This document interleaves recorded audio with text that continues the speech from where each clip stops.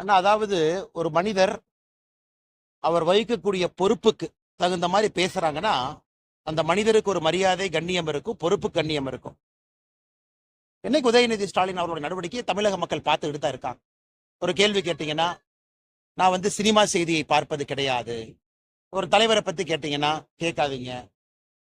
அமித்ஷா அவர்கள் பாராளுமன்றத்துல நேற்று பேசிய பேச்சு வேண்டுமென்றே அவங்க திசை திருப்புறாங்கன்னா அதை திசை திருப்புவதற்கு இவர் ஒரு மெசேஜ். அதனால உதயநிதி ஸ்டாலினாக இருக்கட்டும், யாராக இருக்கட்டும், அமித்ஷா அவர்கள் பேசின பேச்சை ஒருக்கா பாருங்க, என்ன சொன்னாருன்னு கேளு. அம்பேத்கர் அவர்களுக்கு எவ்வளவு பெரிய பாவத்தை காங்கிரஸ் செய்திருக்கிறது அப்படின்னு பட்டியலிட்டிருக்காங்க. பாவங்களை பட்டியலிட்டிருக்கின்றார்கள். குறிப்பாக முதல் கேபினட் நேருவிலிருந்து ஆரம்பித்து அதன் பிறகு நடத்தப்பட்ட 1951-52 முதல் பாராளுமன்ற தேர்தல் எப்படி அம்பேத்கர் ஐயாவை தோக்கடிச்சாங்க, எப்படி அம்பேத்கர் ஐயாவை அவமானப்படுத்தினாங்க. காங்கிரஸை சார்ந்த 2 பிரதம மந்திரிகள் அவர்களுக்கு அவர்களே பாரத் ரத்னா கொடுத்துக்கிட்டாங்க. ஆனா 1980 வரைக்கும் அம்பேத்கர் ஐயாவை மறந்துட்டாங்க.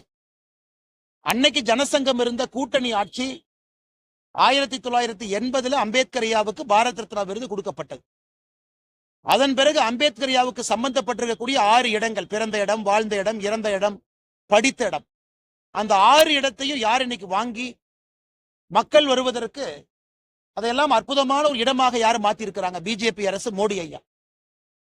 அம்பேத்கர் ஐயா படிச்ச லண்டன் இடத்தை யார் வாங்கியிருக்கிறாங்க? மோடி ஐயா. இதெல்லாம் கூட நாம் பட்டியலிட்டு இருக்கின்றோம்.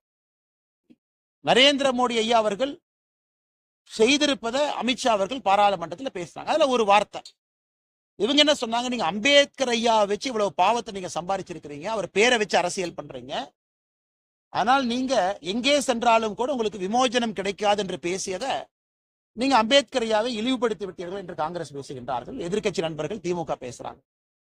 இப்ப உதயநிதி ஸ்டாலின் அவர்களுக்கு இந்தி தெரியாது போடான்னு சொல்றவரு அமித்ஷா அவர்கள் இந்தியில பேசுறது என்ன தெரிஞ்சுக்கிட்டாரு, என்ன கத்துக்கிட்டாரு? அதனால் இடத்திற்கு இருக்கக்கூடிய பொறுப்புக்கும் ஒரு தகுதி இருக்கு, ஒரு பணிவு வேண்டும். அது நம்முடைய துணை முதலமைச்சர் அவர்கிட்ட இல்லை என்பது வெளிப்படையாக தொடர்ந்து தெரிகிறது. பத்திரிகையாளர் நடத்துகின்ற விதம், ஒரு கார்ல உட்கார்ந்துகிட்டு பத்திரிகையாளர் சந்திப்பு, கார்ல உட்கார்ந்துகிட்டு, உதாரணத்துக்கு நம்ம சென்னையில பேசிட்டு வந்தோம், நண்பர்கள் நீங்க கேட்கறீங்க என்ன பேசணும்னு சொல்றீங்க, பேசுறோம், இருந்தும் பேசுறோம், அரை மணி நேரம் தான் ஆச்சு.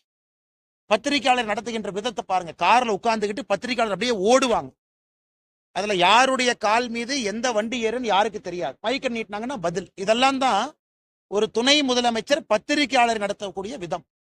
அதனால் உங்களுக்கு தெரியும், நான் வன்மையாக கண்டிக்கின்றேன் என்று சொல்வதை விட அவருடைய இடத்திற்கும் தகுதிக்கும் தகுந்தாற்போல் அவர் பேசுகின்றார்கள் அப்படிங்கிற கேள்வியை உங்கள் மூலமாக மக்கள் முன்னாடி வைக்கிறேன்.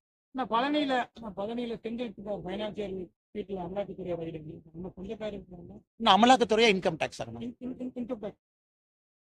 இல்ல. கொங்கு பகுதியை பொறுத்தவரை எல்லோரும் நம்முடைய சொந்தக்காரங்க தான், தமிழகத்தில் எல்லோரும் நம்முடைய சொந்தங்கள் தான்.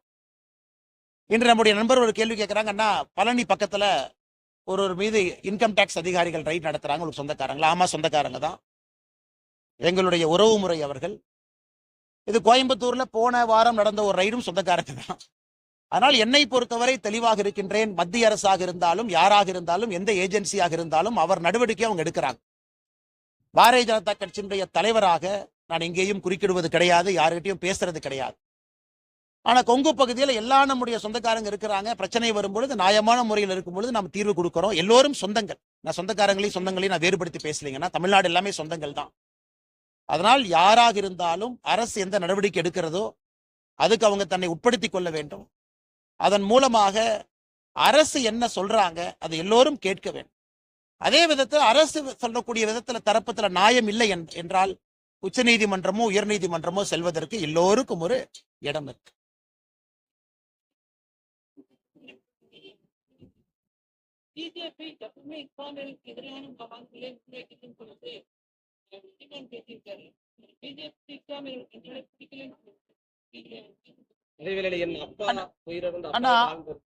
என்னோட அண்ணன் சீமான் அவர்கள் ஒரு விஷயத்தை நல்லா உணர்ந்துக்கணுங்கண்ணா. எல்லோரும் அப்பாக்கள் தான், எல்லோரும் தமிழகத்தில் அம்மாக்கள் தான், எல்லோரும் சித்தப்பா தான், எல்லோரும் பெரியப்பா தான். அதுல எந்த வித்தியாசம் இல்லை, நம்ம சொந்தங்கள் தான். அல்லுமா என்பது தடை செய்யப்பட்ட ஒரு இயக்கம். அதில் குறிப்பாக பாஷா அவர்களுக்கு நீதிமன்றம் சிறை தண்டனை விதித்து சிறையிலிருந்து பரோல்ல வெளியே வந்திருக்கிறார். யார் இறந்தாங்களோ அவர்களுடைய மத முறைப்படி அடக்கம் பண்ணுங்க, அதெல்லாம் பண்ணுங்க.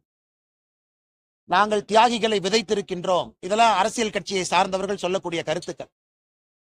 இன்னும் சில அரசியல் கட்சிகள் சார்ந்தவர்கள் சடனா மாட்டியரா மாத்துறாங்க. கோயம்புத்தூர்ல பிப்ரவரி 1998ல 58 பேர் இறந்திருக்காங்க. 200க்கும் மேற்பட்டவர்கள் படுகாயம் அடைஞ்சிருக்கிறாங்க. அதிலே பாரதிய ஜனதா கட்சியை சார்ந்தவங்க, பொதுமக்கள் எல்லோரும் இருக்கிறாங்க. நாங்கள் எதிர்ப்பு சொல்வது, எதிர்ப்பு தெரிவிப்பது, காவல்துறை இது சரியா கையாளல, ஊர்வலத்திற்கு இன்டைரக்டா அனுமதி. அதே போல அரசியல் கட்சி தலைவர்களுக்கு சந்தோஷம், குஷி, ஏன்னா மைனாரிட்டி அப்பீஸ்மெண்ட் பண்றதுக்கு இதுவும் ஒரு வாய்ப்பு. அதனால் அண்ணன் சீமான் அவர்களாக இருக்கட்டும், அரசியல் தலைவர்களாக இருக்கட்டும், சமுதாயத்துல எல்லோரும் அவர்களை பார்த்து கொண்டிருக்கின்றார். அவங்க பேச்சுக்கு ஒரு மதிப்பு இருக்கு, மரியாதை இருக்கு. இளைஞர்கள் பார்க்கிறாங்க, அவங்க எந்த நிகழ்வுக்கு போறாங்க, யாரை பத்தி பேசுறாங்க, எப்படி பேசுறாங்க. அதனால் பொறுப்பில் இருக்கக்கூடிய அரசியல் கட்சி தலைவர்களும் அரசியல்வாதிகளும் இன்னும் பொறுப்போடு நடந்து கொள்ள வேண்டும் என்பது எங்களுடைய வேண்டுகோள். ஏற்கனவே வருண் ஐபிஎஸ் சொல்லியிருந்தது பிரிவினை இயக்கத்தை சேர்ந்தவர், அவர் தீமான விமர்சித்தார். நேற்று அவர் அல்லுமா இயக்க தலைவர் உயிரிழந்ததுக்கு என் அப்பா அப்படின்னு சொல்லி குறிப்பிட்டிருந்தது. இணைப்பு ஒரு அண்ணன் சீமான் அவர்கள் நேற்று அல்லுமா அதனுடைய நிறுவனர் தலைவராக இருந்து பரோல்ல வெளியே வந்து கோயம்புத்தூர்ல 1998 பிப்ரவரியில் நடந்த தீவிரவாத தாக்குதல்ல மிக முக்கிய குற்றவாளியாக இருந்து இறந்திருக்கக்கூடிய பாஷா அவர்களுடைய இறுதி அஞ்சலி செலுத்துவதற்காக போயிருக்கிறார். அதனால் நாம் தமிழர் கட்சி ஒரு ஆன்டி நேஷனல் கட்சியா கிடையாது. அதனால் நாம் தமிழர் கட்சி ஒரு தடை செய்யப்பட வேண்டிய கட்சியா கிடையாது. நான் சொல்கின்ற வாதம் எல்லாம் அரசியல் கட்சிகளுக்கு ஒரு பொறுப்பு இருக்கு. ஏன்னா இறந்து போன 58 பேருக்கு அப்பா இருக்காங்கல்ல. நாம சொல்றோம் பாஷா அவர்களினுடைய அப்பான்னு அண்ணன் சீமான் அவர்கள் சொல்றாங்க. இறந்து போன 58 குழந்தைகளுக்கு அப்பா அம்மா இருக்கிறாங்க. அதிலே ஒரு இஸ்லாமிய குழந்தை இருக்கிறார் இறந்து போனது, அவங்களுக்கு அப்பா அம்மா இருக்கிறாங்க. அதனால் அவர்களும் அப்பா தானே. பாஷா அவர்கள் அப்பாவாக இருந்தால் 58 பேர் அப்பா தான், 200 பேர் படுகாயம் அடைஞ்சவங்க அப்பா தான். அதையும் அண்ணன் சீமான் அவர்கள் பார்க்க வேண்டும். நான் சொல்றேன், நான் இங்கே ஒரு தடித்த வார்த்தையை பயன்படுத்த விரும்பலைங்க. அவர்கள் 2 முறை யோசிக்க வேண்டும், எங்கே அரசியல் பேசுவது, எங்கே அரசியல் செய்வது. கோயம்புத்தூருக்குள்ள வந்தா இன்னைக்கும் அது ஆறாத ஒரு ரணமாக, ஒரு வடுவாக, இன்னைக்கும் மக்கள் மனதில் ஒரு நீங்கா துயராக இருப்பது 1998 எல்லோருக்கும் தெரியும். அதனாலதான் கோயம்புத்தூர் பின்னாடி போச்சு. எங்கேயோ சென்றிருக்க வேண்டிய கோவை மாணவர் இன்னைக்கு தத்தளித்துக் கொண்டிருக்கிறது என்றால் இது ஒரு முக்கிய காரணம். அந்த குண்டு வெடிப்பு. இங்கே வர வேண்டிய வேர்ல்டு பேங்க் பிரான்ச் ஹைதராபாத்துக்கு போச்சு. நம்ம நிறைய பேசலாங்க. இன்வெஸ்ட்மெண்ட் ஆப்பர்ச்சுனிட்டி பக்கத்து மாநிலத்திற்கு போச்சு. ஒரு சேஃப் சிட்டி இல்லை என்கின்ற ஒரு பெயர். ஆனா இன்னைக்கு அரசியல்வாதிகள் எல்லாம் மாட்டையர்ஸ் என்னுடைய அப்பா என்கின்ற வார்த்தையை பயன்படுத்தும் பொழுது அதை மக்களும் கூர்ந்து கவனிக்கிறாங்க. இதுல இன்னும் ஒரு படி மேல போய் எப்பொழுதுமே பாரதிய ஜனதா கட்சி இஸ்லாமியர்களுக்கு எதிரான கட்சி கிடையாது. இஸ்லாமிய சொந்தங்கள் பாரதிய ஜனதா கட்சியில் இருக்கிறாங்க. நாங்கள் இஸ்லாமிய பயங்கரவாதத்துக்கு எதிரானவர். இஸ்லாமியர்கள் எல்லாரும் நல்லவங்க எத்தனையோ பேர் இருக்காங்க, 99%, 100% கிட்டத்தட்ட இருக்கிறாங்க. அதுக்குள்ள இருக்கிற யாராவது பயங்கரவாதத்தை பயன்படுத்தி அதன் மூலமாக பிரிவினைவாதத்தை விதைக்க வேண்டும் என்று நினைத்தால் அவர்களுக்கு நாங்க எதிராக இருக்கிறோம். அதே நேரத்தில் நான் சொல்றேன், தீவிரவாதம் ஒரு மதம் சார்ந்தது கிடையாது, ஒரு மதம் சார்ந்தது கிடையாது. ஆனா இஸ்லாம் மதத்திலிருந்து ஒரு தீவிரவாதி வரும்பொழுது நாங்கள் தீவிரவாதம் என்கின்ற வார்த்தையை பயன்படுத்தும். அதுக்காக இஸ்லாம் மதத்தை கொச்சைப்படுத்தலாம். நாங்க இஃப்தார் விருது பாரதிய ஜனதா கட்சி சார்பாக கொடுக்கின்றோம், கொண்டாடுகின்றோம், அவர்களோடு இருக்கின்றோம், உறவினர்களோடு இருக்கின்றோம். ஆனா அது நம்முடைய பாஷா ஐயாவுடைய இறுதி இதுக்கு நான் போவேன், அங்க போய்த்தான் நான் அதை சொல்லுவேன் அப்படிங்கிறது சீமானன் அவர்கள் திரும்ப யோசிக்கணும். இறந்து போன மனிதருக்கு மரியாதையா நாங்களும் கொடுக்கிறோம். இறந்துட்டாரு, என்ன மரியாதை கொடுக்கணுமோ அதை ஊர்வலமாக நடத்தி ஒரு தியாகியை போல் பட்டம் கொடுத்துதான் கோயம்புத்தூர்ல திமுக அரசியல் செய்ய வேண்டும் என்று நினைத்தால் கோயம்புத்தூர் மக்கள் பதிலடி கொடுப்பார்கள் என்கிற நம்பிக்கை. வெள்ளிக்கிழமை நடக்கக்கூடிய அந்த பேரணி இருக்கும், எவ்வளவு பேர் கலந்துக்குவாங்க? பாரதிய ஜனதா கட்சியை பொறுத்தவரை உங்களுக்கு தெரியும், இன்னைக்கு பாஷா அவர்களுடைய இறுதி ஊர்வலத்திற்கு நாங்க யாரு வேணாலும் கலந்துக்கலாம், யாரையும் தடுக்க மாட்டோம்னு சொல்லக்கூடிய காவல்துறை எப்படி வெள்ளிக்கிழமை நடக்கக்கூடிய பேரணிக்கு என்ன பண்றாங்க நீங்களே பாருங்க. பாரதிய ஜனதா கட்சியினுடைய தலைவர் வீட்டுக்கு நான் கைது பண்ணுவேன், கோயம்புத்தூர் தலைவர்களை வெளியே விட மாட்டேன், 2 பேர் ரோட்ல வந்தாவே 1500 போலீஸ் போட்டு கைது பண்ணுவேன், இதெல்லாம் தொடர்ந்து. ஆனா நாங்க ஒரு விஷயம் கோயம்புத்தூர் மக்களும் புரிஞ்சுக்கணும், பாரதிய ஜனதா கட்சி நரி வருதுன்னு சொல்லிக்கிட்டே இருக்கும். அது உங்களுக்கும் தெரியும், அது மக்களும் இங்கே உணர்ந்து கொள்ள வேண்டும்.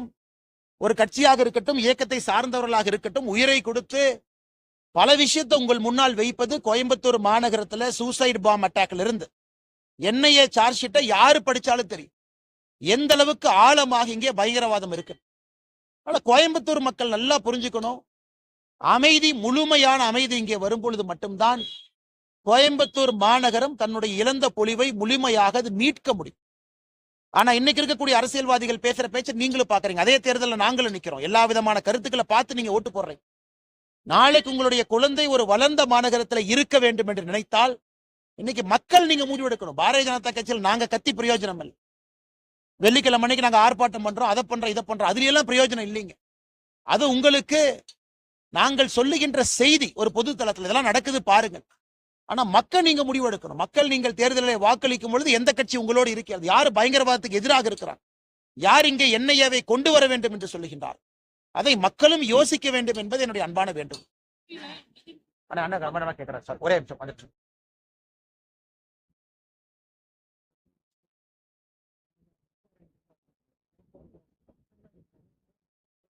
ஒரே நேரம் ஒரே தேர்தல் அந்த பக்கம் பேச்சாரம் மட்டும் தப்பி இவங்கெல்லாம் எதிர்கட்சி ஒரு அணிக்கு தெரிவிச்சிருந்தாங்க. கடந்த கால ஊடகத்தில் இதெல்லாம் ஒரு அணியில் சேர்ந்து. ஆனா இன்னைக்கு அவர்களிடம் மக்களிடம் சென்று வாக்கு கேட்பதற்கு எந்த விஷயமே இல்லைங்கண்ணா. ஆரோக்கியமான விவாதம் செய்து நாங்க மக்களுக்கு இதை செய்யறோம், இது எங்களுடைய ஆல்டர்னேட் டெவலப்மெண்ட் மாடல், பிஜேபி இல்லாம எங்களுக்கு வாய்ப்பு கொடுங்க, நாங்க உங்களுக்கு இந்த மாதிரி ஒரு பொருளாதாரத்தை கொண்டு வர்றோம் கிடையாது. பேசுவதெல்லாம் ஜாதி, பேசுவதெல்லாம் இன மொழி பிரச்சனை, பேசுவதெல்லாம் வடக்கு தெற்கு. நீங்களே யோசிச்சு பாரு, கடந்த 1 ஆண்டு 2 ஆண்டு காலமாக எதிர்கட்சி நண்பர்கள் பேசக்கூடிய வாதத்துல இதை தவிர புதுசா என்ன இருக்குன்னு பாருங்க. எக்கனாமிக் குரோத்தா கிடையாது. நாங்க தமிழ்நாட்டுக்கு இந்த திட்டத்தை கொண்டு வருவோம் என்று 40 திமுக எம்பி பேசியிருக்காங்களா? இல்லை. என்னைக்கு திரும்ப திரும்ப அமித்ஷாஜி என்ன சொன்னாங்க, அம்பேத்கர் ஐயா, நான் சென்னையில சொன்னாங்க, அம்பேத்கர் ஐயா எனக்கு கடவுள், அவருடைய வழிப்படி அரசியல் செய்கின்ற மனிதன் நான். யாராவது திமுக குறை சொல்லட்டும், அண்ணாமலை என்ன மாநில தலைவரான பிறகு எங்களுடைய மாவட்ட தலைவர்கள் எத்தனை பேர் பட்டியலின சகோதர சகோதரிகள் சொல்லட்டும், எண்ணி பார்க்கட்டும். திமுகவையும் பாஜகவையும் எண்ணி பார்க்கட்டும். பொதுச் செயலாளர்கள் பாரதிய ஜனதா கட்சியில பட்டியலினத்தை சார்ந்த பொதுச் செயலாளர்கள் சகோதர சகோதரிகள் எத்தனை பேர் இருக்கிறாங்க, திமுக எண்ணி பார்க்கட்டும். நான் தலைவராக இருக்கும் பொழுது இங்க இருக்கக்கூடிய கட்சி எல்லோரும் சேர்ந்து இதை பயணிக்கிறோம். இதற்கு முன்பு அது நடந்திருக்கு. இன்னைக்கு நான் திமுகவை குறை சொல்றேன், திமுக என் மீது குறை சொல்லட்டும், சுட்டி காட்டுறேன். திமுகவுடைய மாவட்ட செயலாளர் நாங்கள் சுட்டி காட்டுறோம். எத்தனை பேர் பட்டியலின சகோதர சகோதரிகள் மாவட்ட செயலாளர், 35 அமைச்சர்கள், 34வது பட்டியலின சகோதர சகோதரி, 35 பட்டியலின சகோதர சகோதரி, 27 பட்டியலின சகோதர சகோதரி, 32, 27, 32, 34, 35 வாரண்ட் ஆஃப் ரெசிடென்ஸ். ஏன் பட்டியலினத்திலிருந்து யாருமே சகோதர சகோதரி பினான்ஸ் மினிஸ்டரா வர்ற தகுதி இல்லையா, உள்துறையில வர்ற தகுதி இல்லையா, இல்ல அவங்க ரூரல் டெவலப்மெண்ட் வர்ற தகுதி இல்லையா, இல்ல 50,000 கோடி ரூபாய் பட்ஜெட் ஹேண்டில் பண்றது அவங்களுக்கு தெரியாது. இதைத்தான் அம்பேத்கர் எதிர்த்தார். அம்பேத்கர் ஐயாவுடைய ரெசிக்னேஷன் லெட்டர் நேரு அவர்களுக்கு எழுதியது யாரு படிச்சாலும் அம்பேத்கர் ஐயா தெளிவா சொல்லியிருப்பாரு, ஒரு பட்டியலின சகோதரன் என்கின்ற ஒரே காரணத்திற்காக நான் டெவலப்மெண்ட் மினிஸ்ட்ரி ஹேண்டில் பண்றதுக்கு இல்லையா, இல்ல நேரு அவர்கள் லண்டன் செல்லும் பொழுது நேரு அவர்களுக்கு இன்சார்ஜா இருப்பாங்கன்னு யாரையோ போட்டீங்களே, அப்ப இந்த அம்பேத்கர் அவர்கள் உங்களுக்கு ஞாபகத்துக்கு வரலையான். சோ காங்கிரஸ் கட்சி செய்த மிகப்பெரிய துரோகமே அம்பேத்கர் அவர்கள் பட்டியலினத்தை சார்ந்தவர் என்கின்ற ஒரே காரணத்திற்காக அண்ணே வைஸ்ராய்ஸ் கவுன்சில்ல இரிகேஷன் எக்ஸ்பர்ட் அம்பேத்கர் ஐயா, தனித்திறத்தை படிக்கணுங்க எதிர்கட்சி நண்பர்கள். வைஸ்ராயினுடைய கவுன்சில்ல இந்தியாவுடைய சுதந்திரத்திற்கு முன்பு இந்தியாவுடைய பல dam internal irrigation is an expert. இன்னைக்கு எல்லாமே நம்ம சட்டமேதைன்னு சொல்றோம். அம்பேத்கர் ஐயாவுக்கு பல பரிணாமம் இருப்பாரு. சட்டம் என்பது ஒரு பரிணாமம் தான். ஆனா இவங்க என்ன பண்ணாங்க, சட்டத்துக்குள்ள அடைச்சு வச்சாங்க, டெவலப்மெண்டே கொடுக்கல. அதை எதிர்த்து தான் அம்பேத்கர் அவங்க வெளியே வந்தாங்க. அதைத்தான் நாங்க இன்னைக்கு சொல்றோம். அதே தான் நீங்க பண்றீங்க, சமூக நீதிங்கிறீங்க.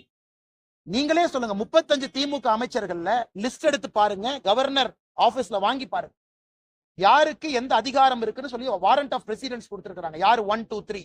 உதயநிதி ஸ்டாலின் எங்க இருக்கிறாரு? உதயநிதி ஸ்டாலினுடைய ஆர்டர் நம்பர் 3, துணை முதலமைச்சராக இருந்து ஆர்டர் நம்பர் 3ல இருக்காரு. நீங்க 3ஆவதா உதயநிதி ஸ்டாலின் இருக்கிறீங்க. உங்களுக்கு முன்னாடி இருந்து அரசியல்ல பட்டியலின சகோதர சகோதரிகள் அத்தனை பேர் இருக்காங்க. அவங்க கடைசியா இருக்கணும். ஏன் அவங்க 34ஆவதா இருக்கணும்? ஏன் 32ஆவதா இருக்கணும்? இதைத்தான் அமித்ஷாஜி கேட்கிறாங்க, இதைத்தான் நாங்கள் கேட்கின்றோம். ஆனா இதையெல்லாம் மறைத்து விட்டு சமூக நீதியை பத்தி பேசாம வெறும் வாய்க்கிலேயே நாங்க பட்டியலின சகோதர சகோதரி இருக்கிறோம்னு சொல்றீங்களே, நான் ஆதாரபூர்வமா கேட்கிறேன். நாளைக்கு முதலமைச்சர் சொல்லட்டும், இல்ல ஒரு பட்டியலின சகோதர சகோதரி நான் 2ஆவது ஆக்க போறேன், முதலமைச்சருக்கு கீழே நம்பர் 2 வரவேற்கிறோம், நம்பர் 1 ஆக்கினா சந்தோஷம். நம்பர் 3 உதயநிதி ஸ்டாலினுக்கு மேல ஆக்குற. Udhayanidhi Stalin number 4 will wait. இல்லையே. அப்ப உதயநிதி ஸ்டாலின் அவர்களுக்கு சமூக நீதியை பற்றி பேசுவதற்கு இன்னைக்கு கோயம்புத்தூர்ல தானே உதயநிதி ஸ்டாலின் இருக்காங்க. நாளைக்கு முதல்வரையா கோயம்புத்தூர் வந்தாலும் திருப்பூர் போறாரு. அந்த கேள்வி கேளுங்க. உங்க கேபினெட்ல எந்த ஆர்டர்ல வச்சிருக்கீங்க? இதே நம்முடைய கேபினெட்ல பாருங்க எங்க இருக்கிறாங்க. கம்பாரிசன் நீங்க பத்திரிகை நண்பர்கள் பண்ணுங்கண்ணா. பிஜேபியினுடைய அமைச்சர்களும் திமுகவுடைய அமைச்சர்கள் சும்மா வாய்கிளிய பாரதிய ஜனதா கட்சி பட்டியலினத்துக்கு எதிரி எதிரி எதிரின்னு சொல்லி இப்படியே ஒரு பிம்பத்தை கட்டமைச்சுக்கிட்டு இருக்கிறாங்க. இதைத்தான் திரும்ப திரும்ப நண்பர்கள் கேட்ட கேள்விக்கு இது எதுவுமே பேசாம சும்மா அம்பேத்கர் ஐயாவை பத்தி அமித்ஷாஜி பேசிட்டாங்கன்னு தம்மா தும்மான்னு குதிக்கிறாங்க. அப்படி இருக்கும் பொழுது காங்கிரஸ் அவர்கள் அம்பேத்கர் ஐயாவை அவமானப்படுத்தலையா?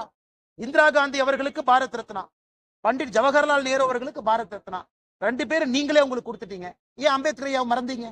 1980 ஜனதா கட்சியினுடைய ஆட்சி வந்த பிறகு அங்கே ஜனதா கட்சியினுடைய மெம்பர்ஸ், முன்னாள் பாரதிய ஜனதா கட்சி ஜனசங்கம், அவங்க சொல்லி பாரத் ரத்னா அம்பேத்கர் ஐயா கொடுக்கப்பட்டது. அதையா மறுக்கிறீங்க?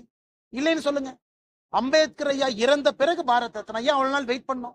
இன்னைக்கு சட்ட மேதைன்னு புகழ்றீங்களே, நீங்க ஏன் அவர் பாரத் ரத்னா விருது கன்சிடரே பண்ணல? சரி, சவுத் மும்பை 1952 தேர்தல்ல நேரு அவர்கள் அம்பேத்கர் ஐயாவுக்கு எதிராக பிரச்சாரம் பண்ணாங்களா இல்லையா? அம்பேத்கர் ஐயாவுக்கு போடுகின்ற ஓட்டு குப்பை தொட்டியிலே போடப்பட வேண்டிய ஓட்டு காங்கிரஸ் நீங்க மும்பையில பிரச்சாரம் பண்ணீங்களா இல்லையா? இல்லை காங்கிரஸ் கட்சி சொல்லிட்டுங்கன்னா அரசியல் விட்டே போயிடும்.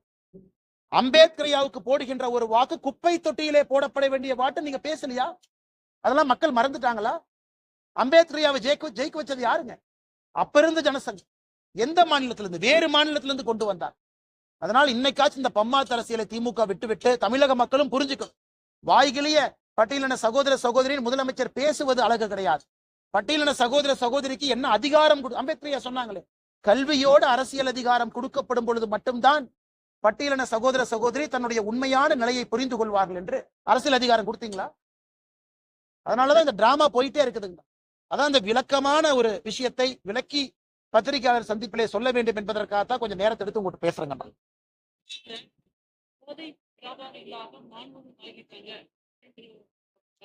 சாதிக் பாஷா போதை கடத்தல் சர்வதேச கள்ளக்கடத்த கும்பல் தலைவர். நேற்று நான் ஒரு அறிக்கை கொடுத்தேன். தமிழ்நாடு டெக்ஸ்ட் புக் கார்பரேஷனுக்கு டெக்ஸ்ட் புக் சப்ளை பண்ணிருக்காரு. பாத்தீங்களா இடியோட சார்ஜ் ஷீட். சோ சர்வதேச போதை கடத்தலுடைய தலைவராக இருக்கக்கூடிய சாதிக் பாஷா தமிழ்நாடு டெக்ஸ்ட் புக் கார்பரேஷனுக்கு சப்ளையருக்கு சப்ளையர். அப்ப நம்ம ஊர்ல கல்வி விளங்குமானே? நம்ம ஊர்ல ஏதாச்சும் ஒரு அரசு பள்ளியோ தனியார் பள்ளியோ ஆரம்ப பள்ளியோ விளங்குமா? சர்வதேச கடத்தல்காரர் இருக்கு. அதனாலதான் எல்லா இடத்துலயும் பாத்தீங்கன்னா இன்னைக்கு உங்களுடைய பத்திரிகையில காலையில பார்த்தேன். உங்க பத்திரிகையில கோவை மாநகரத்துல எத்தனை கல்லூரிகள் இன்னைக்கு வந்து கஞ்சா புழக்கம் அதிகமா இருக்குன்னு ஒரு பேஜுக்கு எழுதிட்டீங்க. உண்மைதான். அது எப்படி திடீர்னு வந்து சித்தனால இல்ல.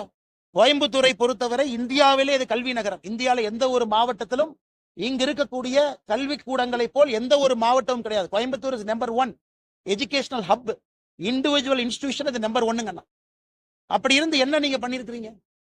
அதனால நீங்கள் கண்டிப்பா உங்க பத்திரிகையில நீங்க எழுதியிருக்கிற வரவேற்கிறேங்கன்னா அரசு நடவடிக்கை எடுக்கணுமே. நான் அமித்ஷா அவர்களுக்கு கடிதம் எழுதியிருக்கின்றேன். அதிகாரப்பூர்வமாக கோயம்புத்தூர் மாநகரத்திற்கு NIA வரணும், NCB வரணும். அதை நாங்க கொண்டு வருவோம். தேர்தல் வாக்குறுதி கொடுத்திருக்கின்றோம். கடிதம் எழுதி 1 மாசம் ஆயிருச்சு. அதற்கான சாத்தியக்கூறுகள் அவங்க ஆராய்வாங்க, என்ன பண்ணணும்னு அவங்க யோசிப்பாங்க. எனக்கு நம்பிக்கை இருக்கு. அதை கோயம்புத்தூருக்கு சொன்னபடி நாங்கள் கொண்டு வருகின்றோம். எங்களுக்கு உள்துறை அமைச்சர்கள் செய்வார்கள் என்கின்ற முழு நம்பிக்கை எங்களுக்கு இருக்கணும். விஜய் வந்து பெயர் வந்து சிலருக்கு வந்து அவருடைய பெயர் கேட்டாலே இது ஒவ்வாமையாக எங்களை பொறுத்த வரைக்கும் அவருடைய போட்டி போட வேண்டிய இல்ல. இதை நான் சொல்றேன்னா இன்னைக்கு இவங்க நான் கேட்கிறேன், விஜய் அவர்கள் இன்னைக்கு அரசியலுக்கு வந்திருக்காங்க. போன வாரம் விஜய் அவர்கள் கோவால ஒரு கல்யாணத்துக்கு போறாங்க. அவர் விமான நிலையத்துல கேட் நம்பர் 6ல சோதனை கூடத்துல தன்னை உட்படுத்தி கொண்டு ஒரு தனியார் விமானத்துல போறாங்க. அவருடைய பிரைவேட் போட்டோ எப்படி வெளியே வந்துச்சுங்க? பிரைவேட் போட்டோ எப்படி வெளியே வந்துச்சு? விஜய் அவர்கள் யாரு கூட வேணாலும் போலாம், அவருடைய தனிப்பட்ட விருப்பம். விஜய் அவர்கள் கூட யாரு வேணாலும் விமானத்துல போலாம், அவருடைய தனிப்பட்ட விருப்பம். யார் அந்த போட்டோ எடுத்து வெளியிட்டார்? அதனால்தான் நாங்கள் நம்முடைய சிந்தியா அவர்களுக்கு விமான போக்குவரத்து அமைச்சர் அவருக்கு பாரதிய ஜனதா கட்சி சார்பாக கடிதம் எழுத இருக்கின்றோம். யார் அந்த போட்டோவை எடுத்தாங்க? இதே போறவங்க வர்றவங்க போட்டோ எடுக்கிறதா ஸ்டேட் இன்டெலிஜென்ஸ் வேலையா? ஸ்டேட் இன்டெலிஜென்ஸ்ல போட்டோ எடுத்து திமுக IT விங்கு கொடுக்கறதா அவங்க வேலையா? ஆனா ஒரு மனிதருடைய தனிப்பட்ட வாழ்க்கையிலே தலையிடுவதற்கு யாரும் உரிமை இல்லை. அவங்க பேசுறது பிஜேபிக்கு எதிராக பேசினா கூட நான் இந்த கட்சியினுடைய மாநில தலைவராக சொல்லுகின்றேன். இதுதான் நீங்க காட்டக்கூடிய அரசியல் நாகரிகம். இதுதான் திமுக மக்களை மதிக்கக்கூடிய விதம். யார் வேணாலும் எங்க வேணாலும் போவாங்க, தனியா அவங்க போறாங்க, கல்யாணத்துக்கு போறாங்க, அதையும் போட்டோ எடுத்து நீங்க லீக் பண்ணுவீங்க, ரிலீஸ் பண்ணுவீங்க, பேசஞ்சர் மேனிஃபெஸ்ட் எடுப்பீங்க. அதனால்தான் விமானத்துறை போக்குவரத்து அமைச்சரத்துக்கு எழுதுறோம், சிசிடிவி எக்ஸாமின் பண்ணுங்க, யாரு போட்டோ எடுத்தாங்கன்னு புடிங்க, அவங்க செல்போன்ல இருந்து யாருக்கு அனுப்பிச்சாங்கன்னு எடுத்து எஃப்ஐஆர் போட்டு உள்ள தள்ளுங்க. இது முதல் விஷயம். இரண்டாவது, உங்களுடைய கேள்வி, அண்ணா இன்னைக்கு நடிகர் விஜய் அவர்கள், தமிழக வெற்றி கழகத்தினுடைய தலைவர் அவர்கள், அவருக்கு தெரியும், அவர் உட்கார்ந்து அரசியலை பார்க்கணும், உன்னிப்பா பார்க்கணும். இத்தனை நாளா கொஞ்சம் சினிமால பிஸியா இருந்தாங்க, அதனால 10 ஆண்டு காலம் மோடி ஐயா அவனுடைய ஆட்சியை சரியா கவனிச்சாங்களான்னு தெரியல. இப்ப அரசியலுக்கு வந்திருக்காங்க, அதனால அவர்கள் கவனிக்கணும்.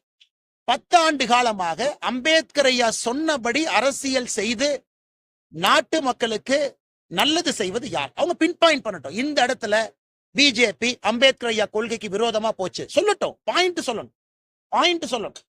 10 ஆண்டு காலம் பிஜேபியினுடைய ஆட்சி, மோடி ஐயா ஆட்சி. 11 ஆண்டு காலம், 13 ஆண்டு காலம் குஜராத்ல மோடி ஐயாவுடைய ஆட்சி.